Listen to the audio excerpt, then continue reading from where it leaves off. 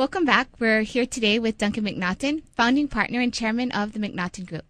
So Duncan, you shared with us many of the stories through your progression in your career. Could you share with us a big tipping point of when you started seeing things rolling and really grasping the success? Let me think. I think that when we began to do some residential real estate, Dick and I were just starting out, and we were able to purchase 4 acres of property on the ocean at Diamond Head, and we listed 11 lots. And it was through a relationship I had with the family that owned the property for a long time. And they handed over the property for a fair price, but they trusted us that we were going to do the right thing with their Ina. And that gave me some real insight in the excitement and the enthusiasm of doing something really good with a special piece of property. And the buyers then came along, and they loved what we had done. The city council gave us some permits that they had never given before because they trusted we were going to do it correctly. And so I was able to put together an old family with the city father saying, go forward with this kind of use, and then build it. And we had buyers who ended up being friends of ours that really were excited about their new homes they were able to build there. So it was like putting a sort of a big puzzle together and having everybody recognize it as being something kind of special. That's when I really got turned on by real estate.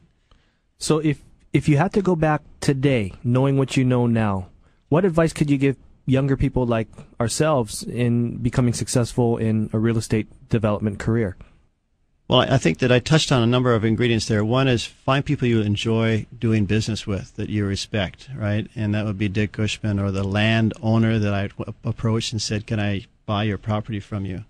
And there was a mutual respect there that they said, we're going to entrust you with this opportunity that we've had in our family for a long time. And then, do something that you're excited about that's going to make a difference in the community, because people always gravitate to that. And so if you need to sell it in the community and make a fair return at the end of the day, if it's perceived as a good value and an asset and a contribution to the community and the environment in which people live, I always try to have those ingredients in my deals. I think Costco you can talk about Costco. It's the same thing. I remember a story. I was with the chairman of Costco in a meeting, and I invited my banker from Bank of Hawaii to come along. And the chairman of Costco, a guy named Jeff Brotman, turned to my banker friend, who was Jack Suey, who at the time was senior vice president at Bank of Hawaii. And Jeff told to Jack, he said, Jack, Costco is going to reduce the cost of living in Hawaii. And that's one of the reasons we want to be here, because we can make a difference in Hawaii. And Jack always told me, after that, he never believed that statement until Costco opened their doors, and you actually saw that happen. Well, I then became associated and recognized that was an operation, a retail operation, which was going to make a big difference in the cost of goods here in Hawaii. And it actually lowered the cost of goods of other stores as well, who had to get more competitive to stay in business with Costco. So I guess one of those ingredients make a difference in the community. And then when did you get started in nonprofit organizations and leadership in that area? Well, people approach you.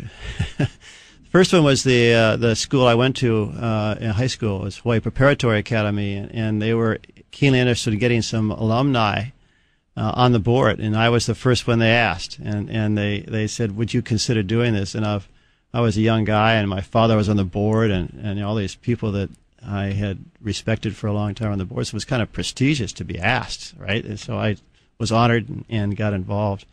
And over time, it became very rewarding to actually return something to a school that had given a lot to me. I mean, it was a boarding school. I left Honolulu to go to the Big Island, to Kamuela, which was a ranch town at the time.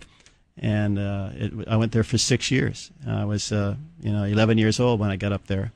And my parents decided I needed that kind of structure, a boarding school environment, 6 days a week, and church 5 days a week, and all the stuff that comes with it. But that gave me a lot. It gave me a lot of structure in my life, and I was able to go off to college and be independent and still not lose it, right? Because the structure was there. And so I wanted to return something to that school that given me so much. And that's why I got on the board. Actually, I'm still on that board. It's a long time ago. How old were you when you first got on that board? I would have been in my late 20s. Yeah. Wow. And so it was a good time. And actually, you'll see 3 of the charitable boards I'm on are educational institutions. So that's one of my passions, right? Is to do something about education. In this case, they're all private schools, but that's easier to access in the public format, right?